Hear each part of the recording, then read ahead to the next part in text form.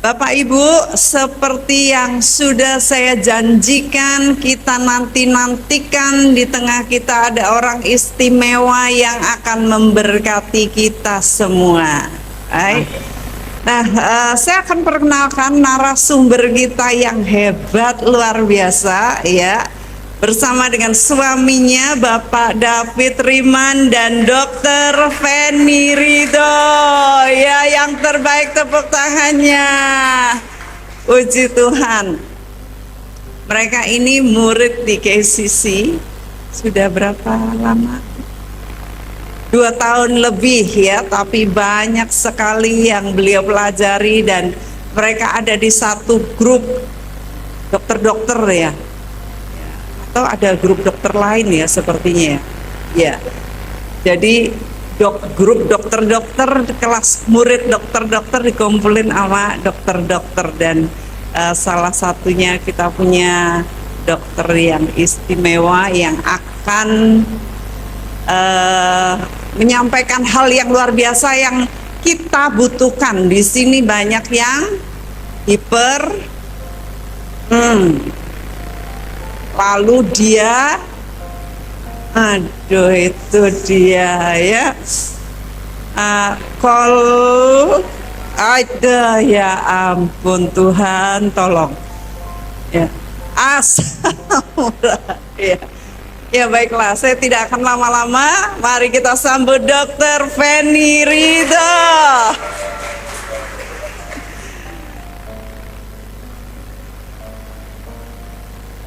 Terima kasih kepada Ibu Meg atas kesempatannya kami bisa berkunjung ke tempat ini. Puji Tuhan, salam kenal Bapak Ibu. Saya dengan Feni Elvina Ridho tadi udah diperkenalkan dari Ibu Meg. Kami dari Bekasi ya. Kami adalah murid dari kelas pemuridan KCC ya. Dan puji Tuhan kami terberkati ya. Dengan menjadi murid banyak yang kami pelajari, kami setiap saat semakin diubahkan ya. Kami mau menjadi serupa dengan Kristus. Boleh minta tolong slide-nya. Tema mungkin tadi Ibu Meg sudah diabetes, hipertensi. Mungkin selama ini Bapak Ibu sudah sering mendengar materi ya tentang atau health talk tentang diabetes, hipertensi ya. Kali ini kita mengangkat topik yang lain, tapi tetap ada kaitannya dengan diabetes, hipertensi, kolesterol itu ya. Tema apakah? Gagal ginjal ya. Mungkin selama ini kita masih bingung gagal ginjal itu bagaimana, kemudian kita harus bagaimana, apa yang menyebabkan gagal ginjal. Saya rasa Bapak Ibu tiap mendengar gagal ginjal pasti khawatir ya. Dalam pikirannya apa sih itu? Itu merupakan momok ya, apalagi seseorang yang didiagnosis gagal ginjal itu tidak mudah ya. Mari kita belajar bersama-sama. Next slide. Oke, ginjal dan fungsinya. Kita belajar dulu ginjal itu apa sih? Merefresh ya. Next. Oke, ginjal itu ini bentuknya kayak kacang merah ya. Terletaknya di ini, ada gambar yang ini kanan kiri pinggang. Makanya kalau banyak ya mungkin dari kita sering sakit pinggang, rata-rata yang datang ke dokter, saya ginjal enggak ya? Karena pinggang sakit kanan kiri karena memang letaknya di sini di pinggang ya. Padahal nggak selalu sakit pinggang itu ginjal, kadang-kadang karena saraf kejepit, karena apa ya. Kemudian bentuknya kayak kacang merah, ukurannya 10 sampai 15 cm. Setiap individu normalnya 2 ginjalnya kanan dan kiri, tetapi satu ginjal pun bisa kita hidup dengan normal kalau ginjalnya normal. Makanya kenapa ada yang transplantasi ginjal. Kalau ginjal kita bagus, kita bisa menyumbangkan satu ginjal dan kita bisa hidup dengan satu ginjal ya. Yang penting ginjal yang satu itu normal. Next slide. Ginjal apa gunanya? Gunanya pengeluaran utama manusia ini membuang sisa hasil metabolisme. Jadi racun, apa-apa semua dari makanan yang kita makan itu dibuang lewat ginjal ya. Jadi dia merupakan pengeluaran utama. Kemudian fungsinya yang lain mengendalikan keseimbangan air, elektrolit. Makanya kenapa salah satu gejala kalau orang gagal ginjal, coba ya, mungkin Bapak Ibu sudah selalu mindsetnya kaki bengkak. Salah satu, saya ginjal nggak? Rata-rata pasien kalau datang ke poli, saya kakinya bengkak, ginjal nggak? Karena memang fungsinya mengendalikan keseimbangan air ya. Kemudian mengatur produksi sel darah merah ya. Jadi anemia beberapa itu disebabkan karena gangguan ginjal. Tekanan darah, ternyata tekanan darah diatur juga dari ginjal. Kemudian vitamin D untuk kesehatan tulang ya. Next slide. Ini fungsi ginjal, darah masuk, kemudian disaring, kemudian dikeluarkan, racun-racun dikeluarkan lewat urin ya. Next slide. Ini juga menjaga keseimbangan air. Ini di ginjal itu ada loop-loop kayak gini ya, nanti menyerap apa semua untuk keseimbangan elektrolit. Next slide. Nah, selain tadi pembuangan, ginjal juga menghasilkan hormon. Hormon itu digunakan oleh tubuh. Ada yang namanya renin. Ternyata renin ini membantu regulasi tekanan darah ya. Ada yang namanya eritropoetin, yang ini untuk produksi sel darah merah, dan kalsitriol, metabolisme kalsium, fosfat, dan kesehatan tulang. Kenapa ada beberapa kasus ginjal itu bisa membuat tulang keropos? Karena ini peranannya di sini. Next slide. Nah, kita masuk ke penyakitnya ya. Next slide. Apa sajakah penyakit ginjal? Kita sebut penyakit ginjal bila ginjalnya sudah tidak berfungsi sebagaimana mestinya. Kita tahu tadi ya, fungsi-fungsi yang itu tadi, apakah produksi hormon ataukah membuang hasil metabolisme ya. Nah, kalau sudah tidak berfungsi, kita sebut gagal ginjal. Nah, bisa dua. Mungkin selama ini Bapak Ibu cuma taunya, oh, gagal ginjal tok ya. Padahal gagal ginjal itu ada akut dan kronis. Akut nanti kita lihat ya apa bedanya. Nah, kalau aliran darah ke ginjal berkurang, bisa rusak ginjalnya karena kurang oksigen, atau juga bisa rusak karena infeksi, obat-obat yang diminum secara tidak terkontrol ya, ataukah ada zat-zat kimia, ataukah ada sumbatan aliran urin ya. Next slide. Kita masuk ke gagal ginjal akut ya. Next slide. Apakah gagal ginjal akut? Kalau dia mendadak, gagal ginjal akut itu terjadi mendadak.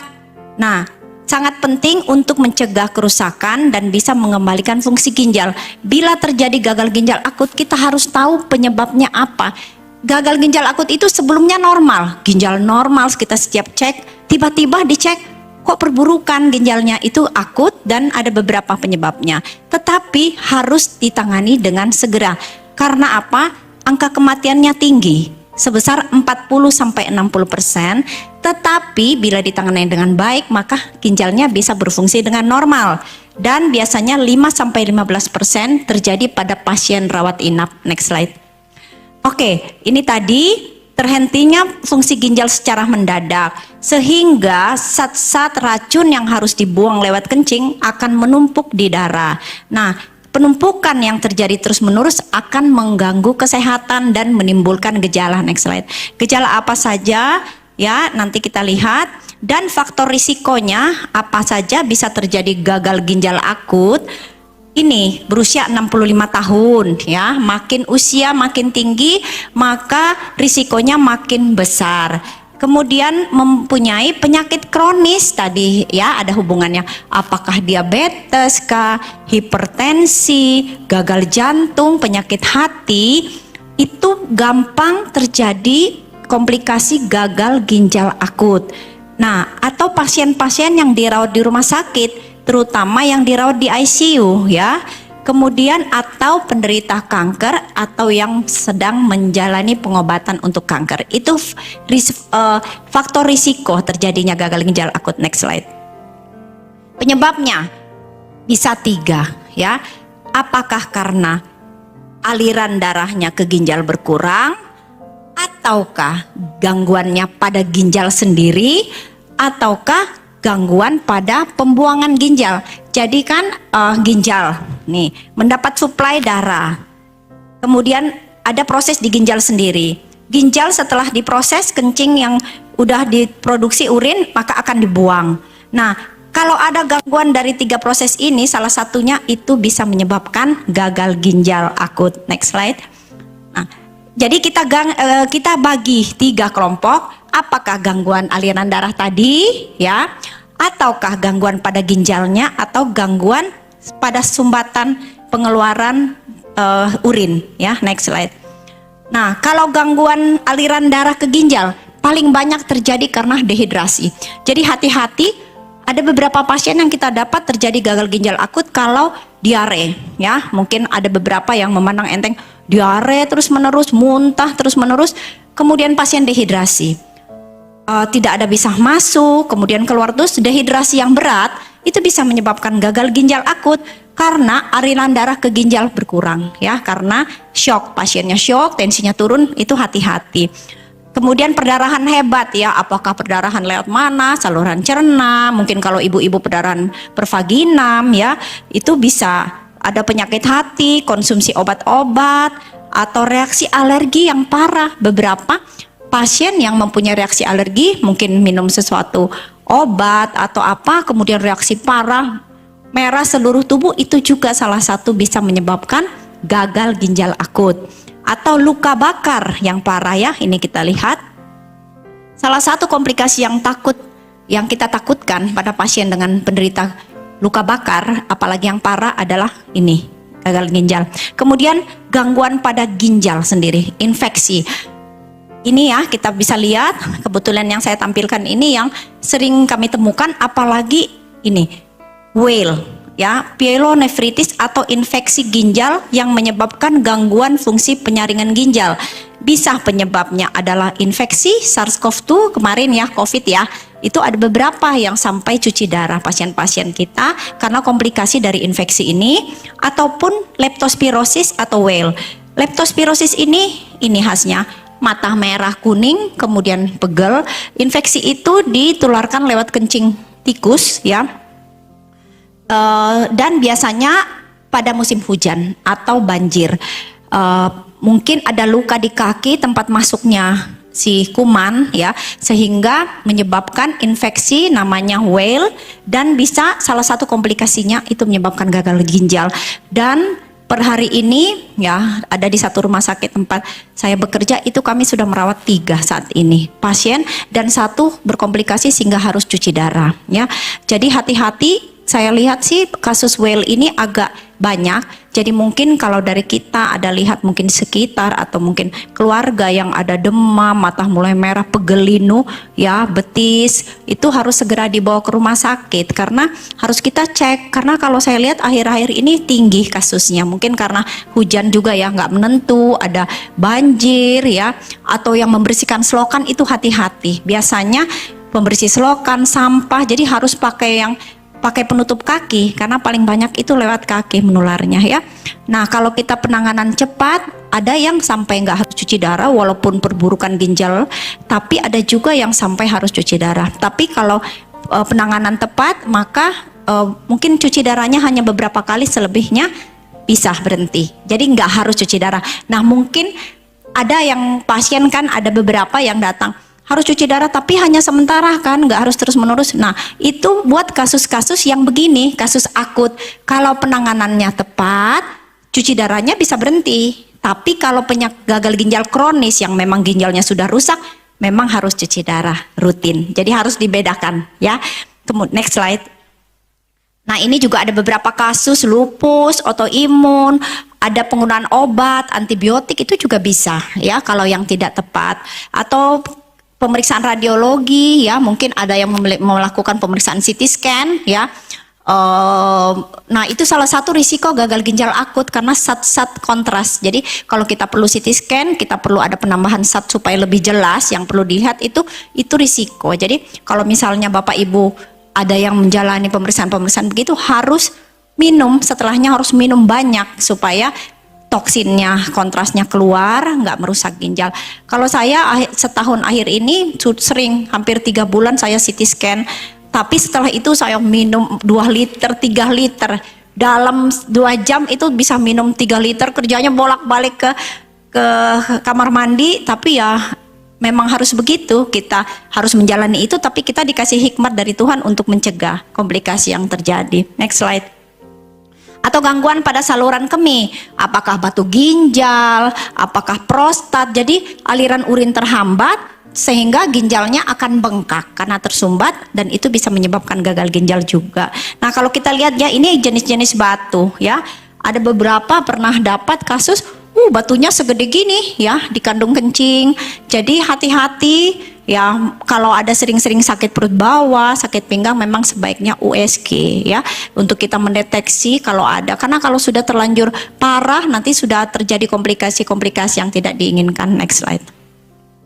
Atau gumpalan darah di saluran kemih, ya ini aliran darah, ini saluran kemih ya. Kadang-kadang dia menyempit gini. Nah, dengan menyempit ini normalnya, ini ada menyempit namanya struktur. Pernahkah infeksi atau pernahkah ada tindakan-tindakan sehingga sembuh? Harusnya diameternya gini nih salurannya. Dia sembuh, dia akan menyempit. Nah, aliran kencing akhirnya aliran urin itu nggak akan lancar sehingga akan menyebabkan bengkak ginjal. Nah, hati-hati infeksi saluran kemih. Kalau infeksi saluran kemih bagian bawah ya itu memang ringan, tapi ada juga infeksi saluran kemih yang bagian atas kena ginjal. Kalau infeksi kena ginjal maka akan terjadi peradangan. Kalau sembuhnya kurang bagus bisa menyebabkan ini menyempit salurannya. Jadi apalagi pada ibu-ibu atau kaum perempuan itu biasanya risiko infeksi saluran kemihnya lebih besar ya. Jadi harus minum cukup, kemudian jangan suka tahan. Kalau udah mau berkemih sudah harus segera, jangan ditahan nanti lagi deh, nanti dulu, nanti itu risiko untuk kejadian infeksi saluran kemih. Next slide. Oke, diagnosisnya bisa dengan pemeriksaan, tanya jawab tadi, namanya anamnesis ya. Kemudian kita mungkin pemeriksaan urin, pemeriksaan darah, kemudian kita bisa USG ya, ataupun sampai biopsi. Next slide. Gejalanya, ya kalau prerenal tadi kan kalau shock pasti ada tanda shock dulu ya. Mungkin diare dulu, muntah-muntah dulu, kemudian mulai lemas, tensi turun, nadi turun, tangan dingin, itu bisa kita temukan. Ataupun kalau bisa sampai sesak, batuk, kaki bengkak ya, ini sampai anemia. Kalau yang karena sumbatan, mungkin karena batu, yaitu tadi nyeri pada pinggang, mungkin urinnya tidak produksi lagi, ataupun mungkin habis berkemih masih ada sisa ya. Biasanya salah satu gejala infeksi saluran kemih anyang-anyangan kita bilang. Jadi sudah berkemih kok masih ada sisa ya, nanti ke kamar mandi lagi, nanti bolak-balik tapi tidak lampias, tidak tuntas, itu salah satu gejala. Next slide. Pengobatannya, kalau yang karena cairan ya kita butuh cairan harus, makanya kalau kami sendiri ya untuk di penanganan pasien pada diare apa semua, kalau masih bisa minum, makan ya, kita nggak harus buru-buru rawat inap. Tapi kalau sudah muntah-muntah, diare, sudah susah makan, minum, memang sebaiknya dipertimbangkan rawat inap, karena cairan yang kita takutkan sebenarnya salah satu diare itu karena dehidrasi itu ya. Jadi karena komplikasi ini ya. Kemudian obat-obat khusus ya, kalau karena infeksi antibiotik. Kalau tadi yang saya cerita karena well itu, karena kencing tikus itu ya, yang kuning, mata kuning tadi, itu antibiotik obatnya. Jadi harus penanganan antibiotik dengan bagus, kemudian kita follow up. Jadi tergantung dari penyebabnya. Next slide. Ada juga pola makan, bahkan cuci darah ya. Next slide. Komplikasi bisa sesek, ini parunya sampai putih ya. Kemudian bisa perdarahan, bisa sampai kerusakan ginjal yang menetap yang sampai harus cuci darah. Next slide. Oke, itu tadi gagal ginjal akut ya. Jadi mungkin pemahaman kita sekarang bahwa gagal ginjal akut yang menjalani cuci darah, kalau penanganannya bagus bisa stop cuci darahnya, tidak harus seumur hidup ya. Sekarang kita masuk ke gagal ginjal kronik. Apakah itu bedanya tadi akut tiba-tiba mendadak? Kalau kronik perlahan tapi dia menetap ya. Next slide. Next. Nah, kalau kita lihat ya bahwa ini data di Indonesia ya, data per provinsi ya. Kalau kita lihat yang paling tinggi kasus gagal ginjal ya, ini kasus gagal ginjal ini dari Kementerian Kesehatan risetnya pada penduduk usia di atas 15 tahun. Kalau kita lihat membandingkan pada tahun 2013 dan 2018 dalam selang waktu 5 tahun ya terjadi peningkatan kasus hampir 2 kali lipat dari 2 per mil sampai naik ke 3,8 ya kasus kejadian gagal ginjal. Nah paling banyak di Kalimantan Utara ya. Kalau kita lihat Jawa Tengah ya pertengahan ya kasusnya ya. Yang paling sedikit itu di Sulawesi Barat ya, Banten. Yang paling tinggi di Kalimantan Utara. Nah, tapi kalau kita lihat trennya bahwa terjadi peningkatan kasus gagal ginjal kronik ya, hampir 2 kali lipat dalam 5 tahun. Next slide. Nah, kalau kita lihat juga data dari Indonesian Renal Registry ya, ini bahwa ini yang biru muda, ini pasien baru dan biru tua pasien aktif cuci darah. Ini data pasien cuci darah bahwa makin tahun makin meningkat ya. Kalau kita lihat dulu tahun 2014 masih sedikit, sekarang makin tinggi dan semakin banyak. Kalau kami ya, kalau saya kebetulan fellowship untuk cuci darah ya. Kenapa kami mengangkat ini karena kami melihat bahwa semakin banyak kasus-kasus cuci darah pada saat ini sampai unit cuci darah di daerah kami. Kalau saya daerah Cikarang sampai Bekasi itu udah penuh ya, sampai pusing kita mau ngerujuk pasien-pasien di mana cuci darah karena unit-unit HD itu pada penuh, bahkan di depan kami itu penuh. Nanti datang pasien, kami butuh cuci, tapi kita mau di mana ya? Coba cari keliling-keliling cari karena semakin banyak kasusnya dan semakin banyak usia muda. Ada yang 20 tahun, ada yang di bawah 20 tahun ya. Jadi next slide.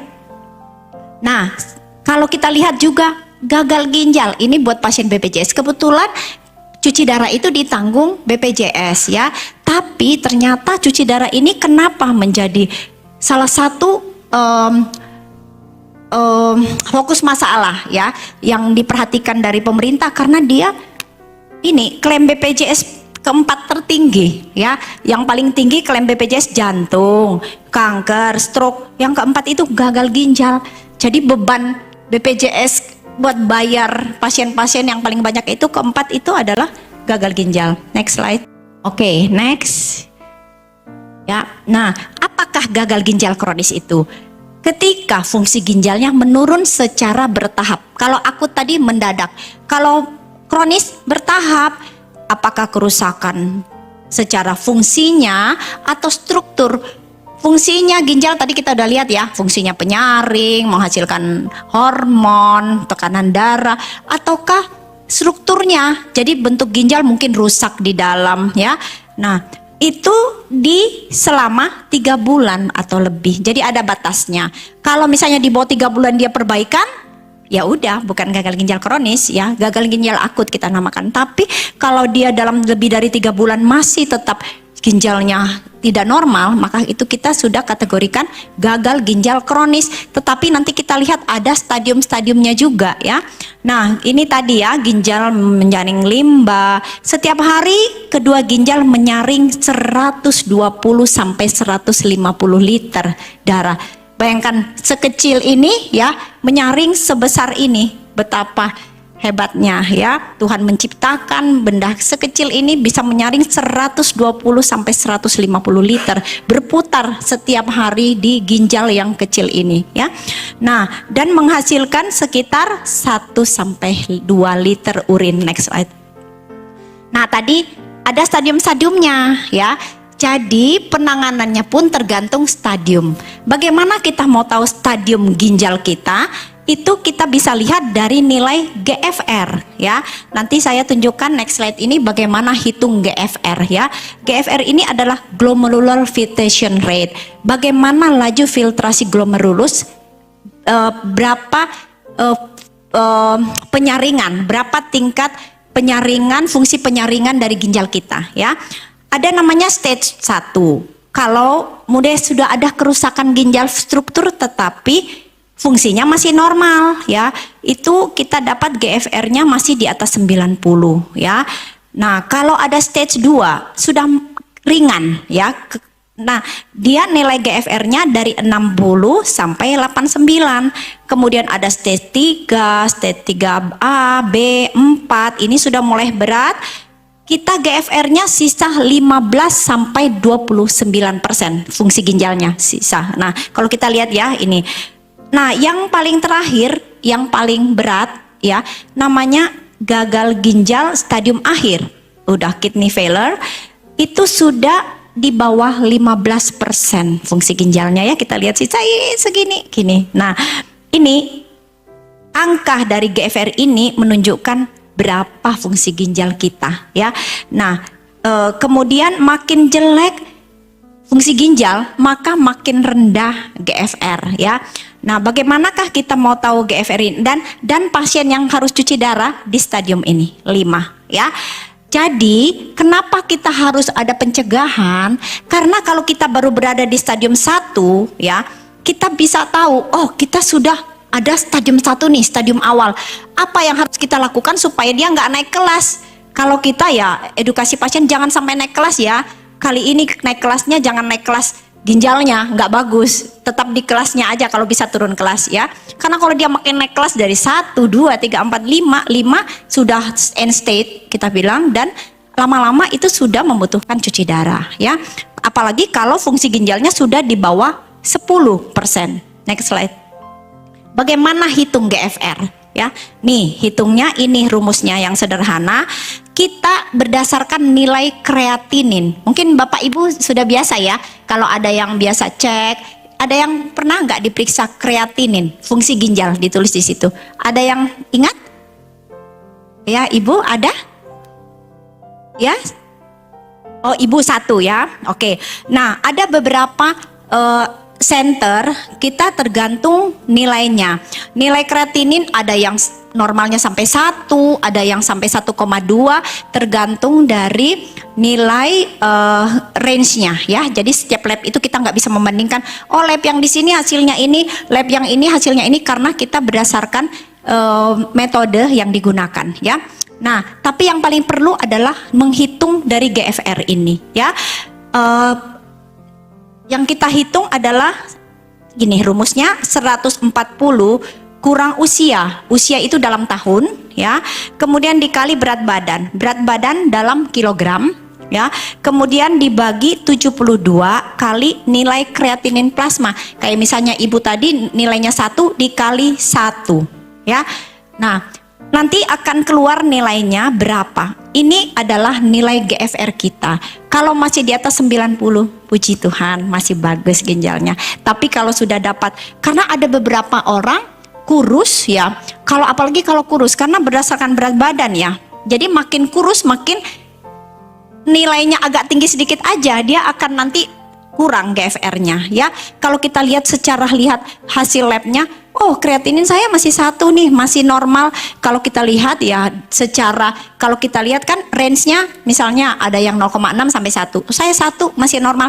Tapi kalau kita masukkan ke rumus ya, kadang-kadang GFR-nya sudah kurang dari 90. Yang paling bagus di atas 90. Jadi kita harus hitung ini. Tapi kalau pada perempuan dikali lagi 0,85 dari nilai yang didapat ya. Nanti ya PR ya ibu-ibu, apalagi yang punya diabetes, hipertensi, karena tidak semua lab mempunyai langsung keluar hasil ini GFR.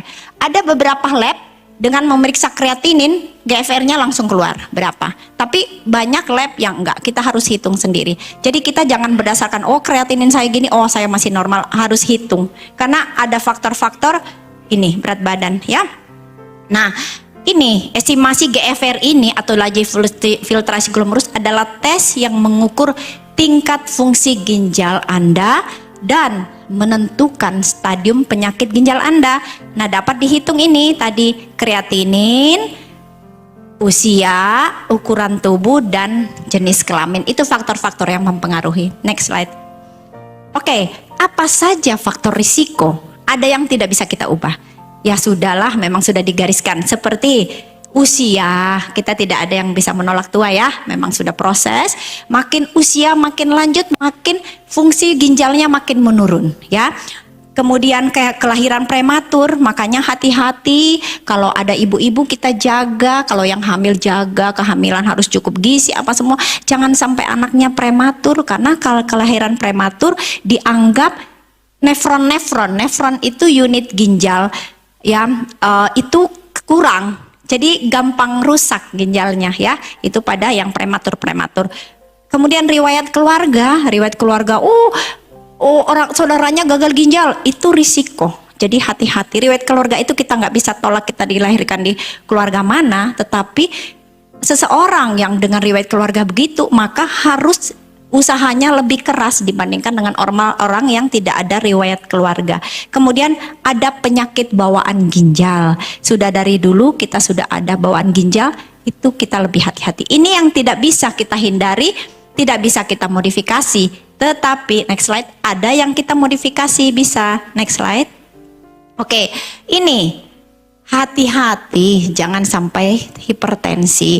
Atau kalau sudah hipertensi, kita harus bagaimana caranya kita berusaha pencegahan untuk terjadinya komplikasi atau diabetes, obesitas ya, hati-hati ya.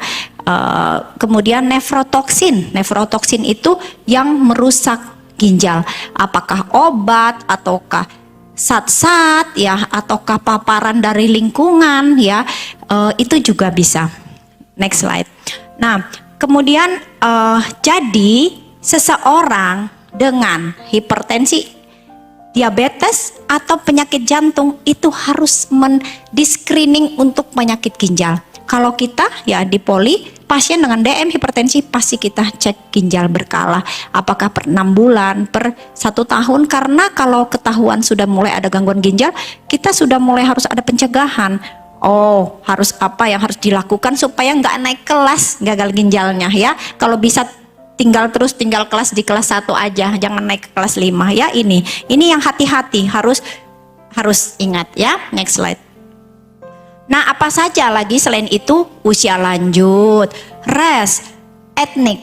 Ras ada beberapa, ras kulit hitam itu lebih risiko ya untuk ke gagal ginjal. Ataukah ada autoimun, lupus sekarang autoimun semakin banyak ya. Banyak yang kami temukan sekarang autoimun. Usia muda sering nyeri-nyeri sendi, rambut rontok nggak jelas nyeri-nyeri. Kalau usia muda kita temukan nyeri sendi kan nggak mungkin osteoporosis ya. Kalau usia muda kan jarang osteoporosis, pengapuran. Biasanya lebih ke autoimun ya. Nah, kemudian HIV, riwayat keluarga, faktor genetik, kemudian exposure dari lingkungan, mungkin kerjanya pupuk-pupuk, berhubungan dengan pupuk-pupuk kan ya, mungkin racun, terpapar jangka panjang, maka bisa menyebabkan gangguan. Jadi mungkin yang bekerja berhubungan langsung dengan paparan-paparan nefrotoksin itu ya harus hati-hati. Mungkin ada pencegahan, apakah pemakai sarung tangan atau apa ya, atau yang airnya mungkin terkontaminasi zat-zat kimia ya, ataupun pernah yang tadi gagal ginjal akut. Yang pernah mengalami gagal ginjal akut kemudian sembuh, itu tetap risiko untuk gagal ginjal kronis, jadi hati-hati. Ibu-ibu yang mengalami preeklamsi, hati-hati ya. Dulu pernah preeklamsi waktu hamil, tensinya sempat tinggi sampai harus sesar ya. Nah, itu risiko juga. Ataupun yang obesitas ya. Saya lihat di sini sih pada bagus-bagus ya berat badannya ya. Oke, next slide. Oke. Penyebabnya tadi ya kita lihat, menurut National Kidney Foundation ya, gagal ginjal kronik penyakit yang 2/3 kasusnya disebabkan karena apa? Diabetes dan hipertensi. Hati-hati sekali memang. Dan memang ini yang kita temukan bukan cuma secara global, di Indonesia pun karena hipertensi diabetes yang banyak. Ini diabetes ya, kita tahu ya diabetes apa, kadar gula tinggi.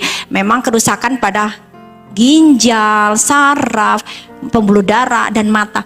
Kita sebut diabetes ini mother of all disease. Kenapa?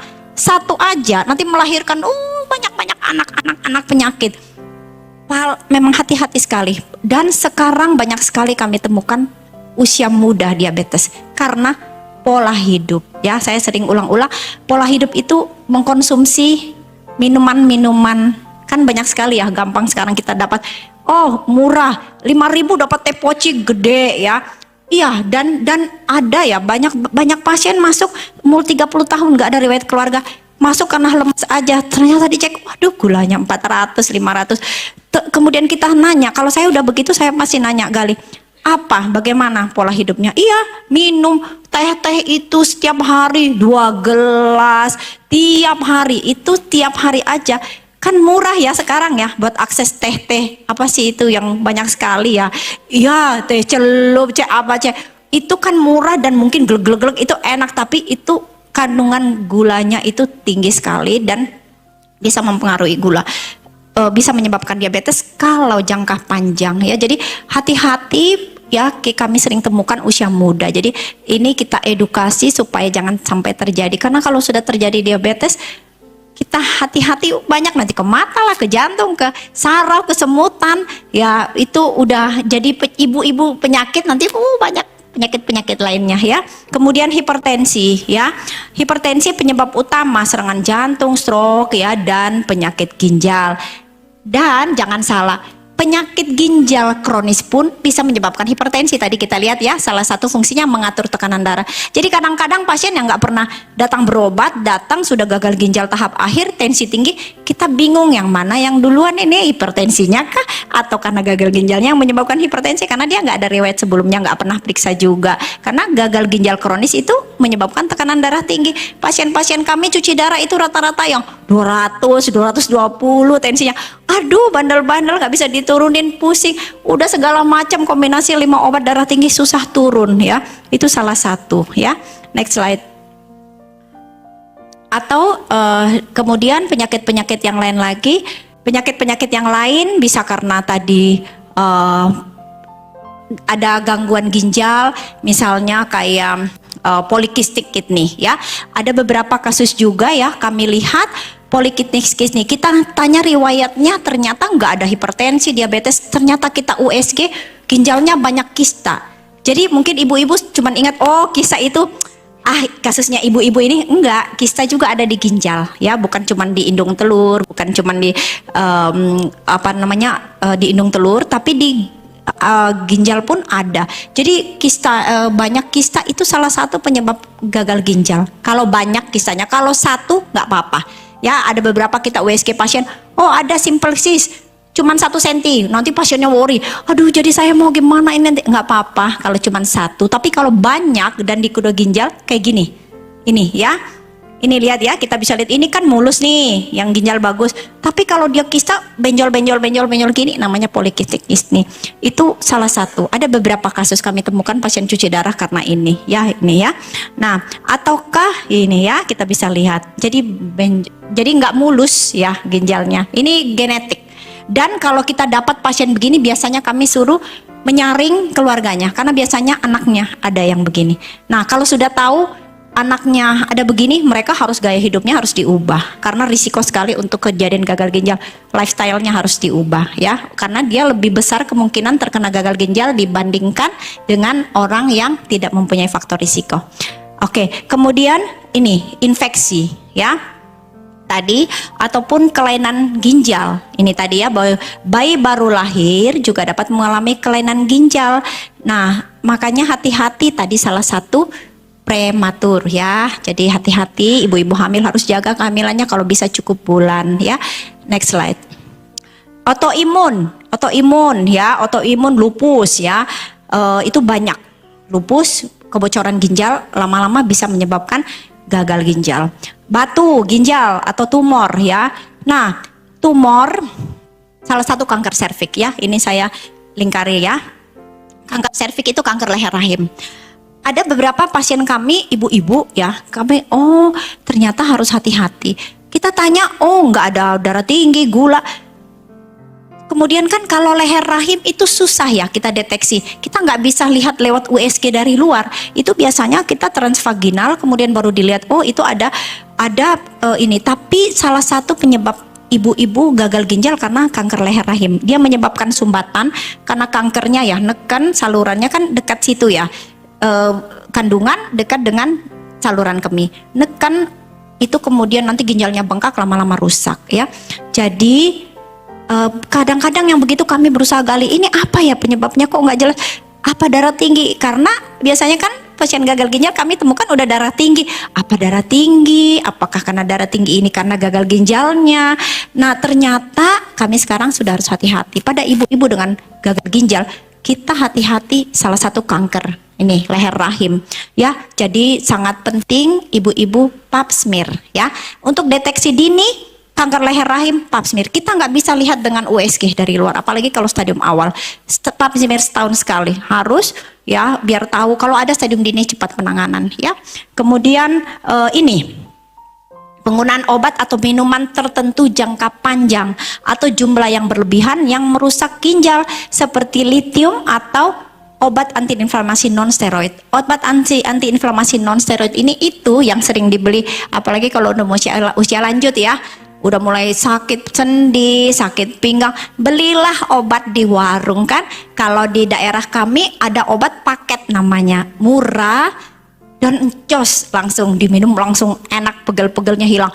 Nanti karena murah dan jos langsung sering beli. Mereka sering beli.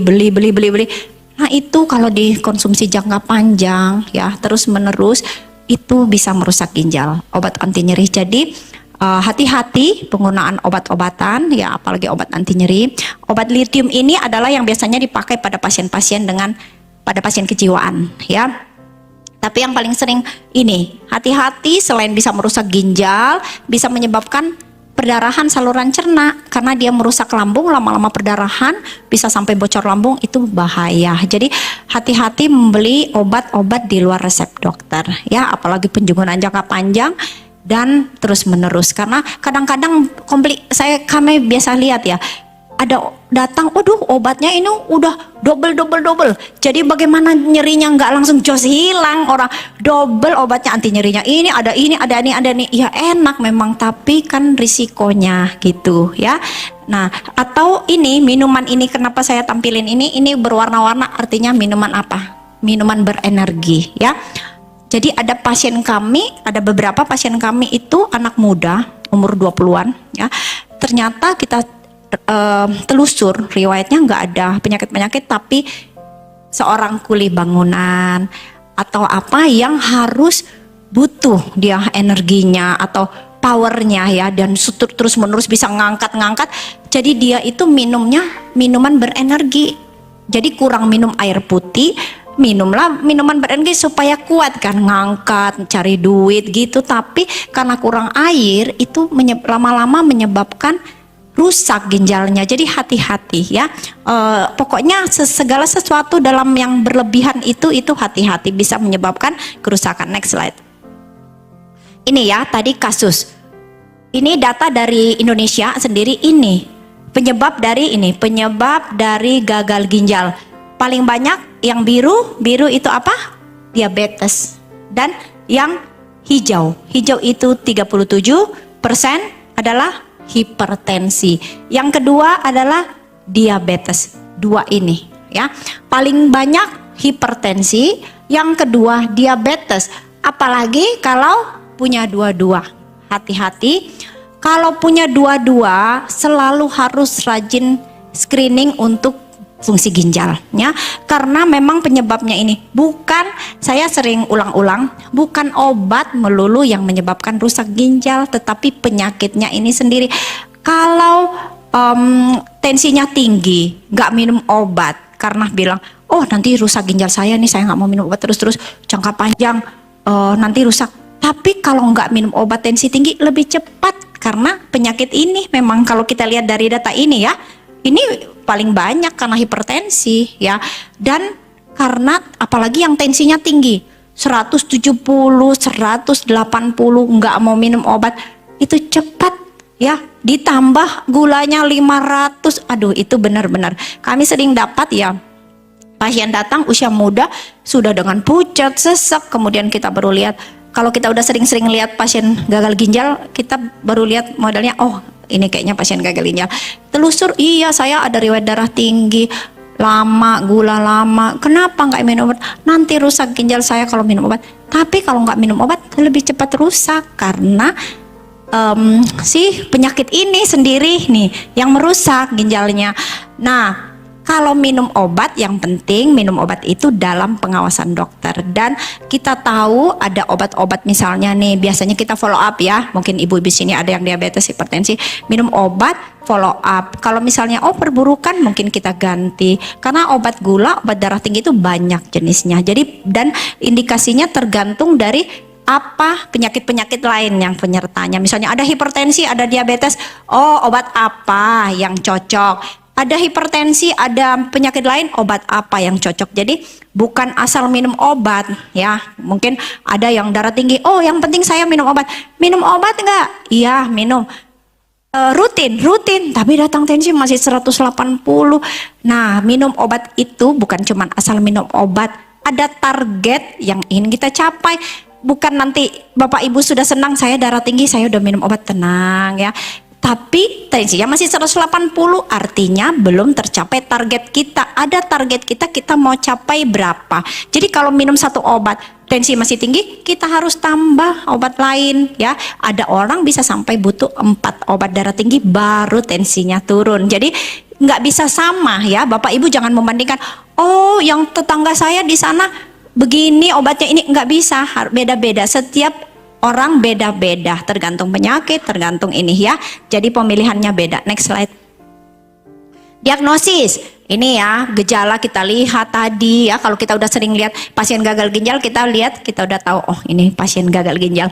Kemudian ada riwayat penyakit tadi, pemeriksaan darah, tadi nilai kreatinin ya, ureum kreatinin kita periksa, kita bisa tahu di situ bahwa berapa nilai GFR-nya. Tes urin, mungkin pemindaian dengan USG kah, perlu MRI kah, CT scan, atau bahkan biopsi ginjal. Next slide. Nah ini ya, tadi stage-nya, stage 1. Kalau baru stage 1 yang GFR-nya tadi masih di atas 90, kita hanya pengobatannya, penyakitnya, underlying disease-nya kita obatin. Misalnya DM-nya harus bagus gulanya, jangan tinggi supaya ginjalnya nggak tambah jelek. Misalnya, pasien datang dengan gagal ginjal stadium 1 diabetes. Nah belum ada penanganan untuk ginjal karena baru stadium awal. Tapi yang kita fokus diabetesnya, gulanya harus turun, jangan tinggi ya. Kemudian kalau udah stadium 2, kita harus tahu nih, jangan cegah, jangan sampai mundur, cepat-cepat naik kelas ininya si stadiumnya ya. Kemudian kalau sudah stadium 3, kita mulai evaluasi komplikasi-komplikasi yang terjadi apa. Kemudian kalau sudah stadium 4, kita sudah harus mulai memikirkan nih, kita mau pengganti ginjalnya apa, mau apa ya. Kemudian komplikasi kita ini, kalau yang sudah stadium 5 ya, ini sudah dialisis ya, cuci darah atau transplantasi ganti ginjal, cangkul ginjal. Next slide. Oke, gejala ya, ini salah satu yang paling sederhana sebenarnya kita bisa lihat ya. Kalau Bapak Ibu urinnya berbusa, ini berbusa bangun pagi terutama ya. Jadi kalau misalnya kita kencing berbusa, kita harus cek ya, bukan biasa, wajar. Harus cek dulu, membuktikan dulu bahwa ini bukan gangguan ginjal atau memang karena mungkin makanan atau ada beberapa faktor yang pengaruhi ya. Jadi kalau bangun pagi udah berbusa itu nggak normal. Jadi kita harus cek dulu, kejar dulu. Tapi kalau semuanya bagus ya sudah ya. Nah kemudian tekanan darah tinggi ya. Ini harus tensi. Kemudian sering lemas, tampak pucat. Kemudian ini perubahan buang air kecil ya, apakah frekuensinya, jumlahnya kok udah sedikit ya, dulu masih banyak kok sekarang tinggal sedikit, itu hati-hati. Itu salah satu gejala dari ginjal. Sakit kepala karena tensinya biasanya tinggi, jadi sakit kepala. Ini lemas, pucat, tadi kita lihat apa salah satu fungsi ginjal? Mengatur untuk sel-sel darah merah. Jadi kalau ginjalnya masalah, HB-nya turun, pasti pucet ya. HB-nya udah 10, jadi pusing, cepat pusing, beraktivitas cepat capek. Ini kaki bengkak ya, ini memang salah satu. Selain kaki bengkak, selain ginjal, jantung juga begini ya, hati juga ya. Kemudian sesek, mual muntah, mulutnya berbau urin ya. Ini kalau sudah yang stadium akhir, yang perlu cuci darah, itu karena racunnya numpuk, jadi bernapas pun itu bau napasnya itu kayak urin karena udah numpuk amonia di darah ya. Itu sampai muntah-muntah hebat. Ini harus segera cuci darah kalau udah gini. Kemudian nafsu makan menurun, kulit kering dan gatal. Ini salah satu gejala ya. Tapi biasanya kulit kering dan gatal itu sudah stadium akhir. Tapi saya lihat sih mungkin banyak yang mungkin baca-baca ya. Jadi tahu kalau kulit kering salah satu gejala ginjal, karena beberapa pasien datang karena gatal-gatal terus saya takut ini jangan-jangan saya ginjal gatal-gatal kulit kering gitu. Ternyata dicek oh alergi gitu. Tapi itu salah satu ya. Kulitnya kering itu, tapi biasanya itu pada stadium akhir ya. Next slide. Nah, pengobatannya yaitu tadi, kalau baru stadium awal, tadi apa? Yang diobatin apa? Hipertensi dengan diabetesnya atau penyakit-penyakit lain penyertanya. Fokusnya di situ ya. Tapi bisa saja memburuk kalau kondisi yang mendasarinya seperti diabetes atau tekanan darah tinggi telah dikendalikan. Tapi kalau sudah stadium akhir, ya perburukan, kita sudah bagus gula, sudah bagus tensi, tapi kita nggak bisa mencegah progresivitas dari penyakit ginjal itu. Makin kita cek, aduh makin naik. Sekarang ada pasien yang kami rawat, sebenarnya kalau kita USG kondisi ginjal masih bagus strukturnya ya, tapi setiap kesini makin naik kreatinin, makin naik. Terus sekarang harus sudah persiapan cuci darah. Ada juga beberapa gitu kondisi ginjalnya kita nggak bisa bendung lagi. Makin mundur ya. Next slide. Ini komplikasi ya. Apa? Muntah-muntah ya, obat muntah. Apa ya, kulit kering. Ini darah tinggi. Orang dengan penyakit ginjal dapat memperburuk tekanan darah tinggi. Biasanya kita kasih obat darah tinggi, turunin ya. Karena makin tinggi tensi jadi kayak lingkaran ya. Jadi tensi tinggi tambah rusak ginjal tambah tensi tinggi. Jadi memang agak itu udah satu lingkaran tuh ya. Atau misalnya bengkak, kita kasih obat untuk bengkak di kaki. Next slide. Atau anemia ya, pada pasien yang gagal ginjal stadium akhir biasanya sudah anemia. Kalau awal-awal belum terjadi anemia ya. Ini biasanya kita kasih eritropoetin, tumun obat untuk melindungi tulang, suplemen kalsium dan vitamin D ya. Nah, kalau untuk vitamin D sendiri ya, kalau kami sih ada beberapa ya, kita riset ya, bahwa memang rata-rata orang Indonesia itu kekurangan vitamin D ya. Apalagi saudara-saudara kita ya yang pakai hijab itu karena mungkin expose-nya ya, mataharinya kurang karena tertutup. Anak-anak usia sekolah aja ya yang main di luar sebenarnya ya, itu harusnya cukup dengan sinar matahari, tapi itu sangat rendah vitamin D-nya. Nah, vitamin D itu salah satu fungsinya anti-inflamasi, anti radang. Kalau dia rendah, nanti dia bisa autoimun, ya, infeksi-infeksi, ya. Jadi memang hati-hati, kita tetap harus butuh makanan-makanan yang tinggi vitamin D, ya. Kemudian matahari, ya. Tetap kita harus ada jemur, mungkin bapak-bapak ibu ya kalau pagi ini berjemur-jemurlah di luar ya, supaya kadar vitamin D kita cukup. Karena kalau kita lihat di Indonesia rata-rata kita cek pasti rendah, jarang yang normal ya, ada yang sampai defisiensi. Dan biasanya kita lihat memang ada hubungannya, apakah dia autoimun, nanti nyeri-nyeri sendi, rambut rontok, itu berhubungan semua dengan vitamin D ya.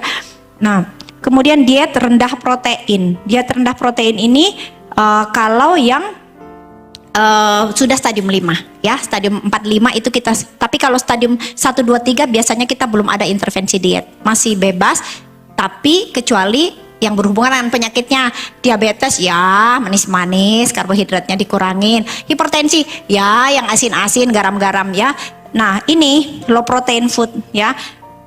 Jadi apakah potato, eggplant, ini semua ya. Jadi hati-hati, apalagi kalau sudah menjalani cuci darah itu harus proteinnya rendah. Daging-daging itu sudah harus porsinya kecil ya. Karena nanti daging-daging itu yang protein itu yang jadi amonia, jadi racun. Racun makin banyak kita makan dan nggak bisa dibuang lewat ginjal, dia makin numpuk di darah. Dan racun itu kalau makin numpuk itu yang bikin mual, sesek gitu. Next slide. Nah, pengobatan. Kalau sudah, ini kalau ya, kalau 1-2-3, wah kita nggak bisa rem, dia naik kelas terus, akhirnya naiklah ke kelas akhir, stadium akhir. Kalau sudah kondisi tahap ini terjadi, maka pasien sudah memerlukan pengganti ginjal namanya. Apakah cuci darah ya, ataukah cangkok ginjal ya. mungkin info bagi kita ya bahwa cangkok ginjal itu sudah ditanggung BPJS. Mungkin ada keluarga-keluarga ya, siapa tahu ya di RSCM bisa, tetapi ada notnya harus bawa donor sendiri ya. Jadi prosesnya ditanggung, itu prosesnya aja mahal loh, itu membutuhkan 1 M ya, proses untuk itu ditanggung. Tapi tugasnya pasien bawa donor sukarela, nggak boleh donor bayar. Ya kan ada orang nanti ada yang jual ginjal ya, kita lihat ya, oh saya butuh duit mau menjual ginjal, itu nggak boleh. Jadi mereka akan ada advokasi, nanti itu akan ditelusur semua. Kalau diketahuan ada bayar transaksi nggak boleh. Tapi kalau donor sukarela, pasangan ada ya, istrinya menyumbangkan ginjal untuk suaminya, itu dimediasi dan itu prosesnya ditanggung BPJS gitu ya. Tapi mungkin saat ini mungkin masih di Jakarta, saya nggak tahu kalau daerah sini ya. Nah, dialisis prosedur dilakukan untuk membuang limbah berbahaya dalam tubuh. Terdapat 2 jenis hemodialisis, ada dialisis peritoneal. Hemodialisis yang cuci darah di rumah sakit. Tetapi jangan takut, sekarang ada sistem baru namanya dialisis peritoneal ya. Itu apakah dipasang selang di perut, nanti kita sendiri yang cuci darah. Jadi mau lagi tidur, pasiennya mau lagi nonton, keluarin cairannya di rumah, masukin lagi. Jadi cairan itu gunanya untuk jadi racun-racunnya kebuang, cairan itu dibuang, diganti lagi cairan yang lain ya. Cairannya hipertonik, dia buat narik racun-racun itu, nanti tertimbun di cairan akan dibuang lagi. Itu dibuat sendiri di rumah, nggak harus ke rumah sakit. Tapi kalau yang hemodialisis harus di rumah sakit ya. Kemudian transplantasi ginjal, tadi menanam ginjal sehat dari pendonor ke tubuh penderita ya. Nah, bisa dari yang sudah meninggal atau masih hidup ya. Jadi tadi kita sudah lihat ya yang di awal pertama bahwa manusia bisa hidup dengan 1 ginjal ya. Memang kita punya 2 ginjal normalnya, tapi kita bisa hidup 1 ginjal saja. Yang penting ginjal kita sehat, 1 itu ya. Nah, makanya kenapa ada orang yang bisa mendonorkan ginjal. Pasangan, biasanya pasangan suami istri, suaminya ini, istrinya mendonorkan ya. Nah, mungkin di sini saya ada video, next slide ya, cuman mau review. Mungkin Bapak Ibu di sini bagaimana sih cuci darah? Kalau kami ya, pengalaman kita mendiagnosis pasien ini harus cuci darah, pasiennya pucat pasti, dan yang mempengaruhi itu tetangga-tetangganya atau keluarganya. Kamu jangan cuci ya, itu bahaya, itu nanti pasti meninggal. Nah, banyak pasien yang akhirnya hilang ya, nggak mau kontrol lagi, nggak mau cuci, dan bahkan akhirnya kita dengar sudah berpulang ya. Padahal tindakan cuci darah itu ya membantu, bukan menyembuhkan ya. Tindakan cuci darah itu bukan membantu, dia mengganti fungsi ginjal yang sudah tidak bisa berproduksi lagi, tidak bisa berfungsi, kemudian ambil alih sama mesin. Kenapa harus rutin dan seumur hidup? Karena ginjalnya sudah nggak bisa berfungsi. Kalau pasien yang sudah membutuhkan cuci darah, dia nggak mau cuci, lama-lama racun menumpuk, maka suatu saat akan berpulang ya. Tapi kalau dia mau cuci darah, biasanya memperpanjang hidup. Ada pasien kami sampai saat ini sudah 10 tahun cuci darah, segar-segar, mereka bisa bekerja, datang cuman cuci, kemudian nanti pergi bekerja. Jadi sudah dikasih kompensasi dari perusahaannya, tahu hari cuci darahnya hari apa, boleh nanti. Tapi selebihnya kami lihat dia semangat bekerja tetap, tapi ditempatkan di tempat-tempat bukan yang sangat berat ya. Jadi bukan vonis kematian ya. Mungkin saya di sini kenapa mau menyampaikan edukasi, siapa tahu ada tetangga kita, keluarga kita mungkin dengar, kamu jangan itu cuci darah. Itu kami banyak dengar, itu pasiennya hilang gara-gara keluarga yang menolak. Nanti ada dari kampung telepon ke daerah mana, itu katanya saya nggak boleh, padahal nih keluarganya yang di sana dia nggak tahu ini kondisi keluarganya di sini bagaimana, mengambil keputusan jarak jauh karena hanya itu, dan akhirnya pasiennya enggak, lama-lama kami follow up sudah hilang, berpulang. Jadi nggak usah takut ya, cuci darah memang ya nggak gampang sih ya. Kalau kami ya, kalau saya memvonis orang harus cuci darah seumur hidup itu tidak gampang ya. Tapi memang ya sudah harus, itu prosedur yang harus diambil kalau sudah sampai tahap itu ya. Next slide, boleh tolong print videonya ya. Ini ya, ini saya lagi di ruang HD kami. Ruang HD itu nyaman, bukan menakutkan ya. Disediakan TV, kemudian bisa sambil makan. Pokoknya hari bebasnya pasien cuci darah itu hari cuci darah. Segala macam bawa makanan kesukaannya gelar tikar lah di situ makan. Karena itu ininya ya. Ini pasien cuci darah kami sudah 4 tahun ya. Begini prosesnya. Jadi sudah ada dibuat akses, tinggal ditusuk ya, kayak orang diinfus lah ya, ditusuk. Kemudian nanti darahnya akan masuk ke mesin. Ini mesinnya ya. Nanti darah yang masih belum bersih masuk ke mesin itu untuk muter, bersihin, ganti fungsi ginjal lah ya. Kemudian yang sudah bersih akan masuk kembali ke tubuh pasien. Ini ruang cucinya nyaman kan ya. Enak, ada TV sambil mau nonton. Bapak ini sudah 4 tahun dan sehat ya, dan bekerja seperti biasa ya, kecuali hari cuci darahnya datang. Jadi dan mereka itu berteman, jadi udah setiap seminggu 2 kali bertemu, udah ada grupnya juga, mereka udah tahu masih bisa bekerja. Jadi bukan vonis mati ya. Orang cuci darah kalau memang sudah harus, tidak apa-apa, prosedurnya kayak begini ya, hanya ditusuk dan kita cuman tidur, mau nonton, mau makan, mau apa terserah pasien. Prosesnya 5 jam ya, 2 kali seminggu ya, dan prosesnya ditanggung BPJS sampai saat ini ya. Tapi kami dengar BPJS udah teriak-teriak, aduh berat sekali ya ini menanggung cuci darah karena memang lumayan mahal ya. Demikian.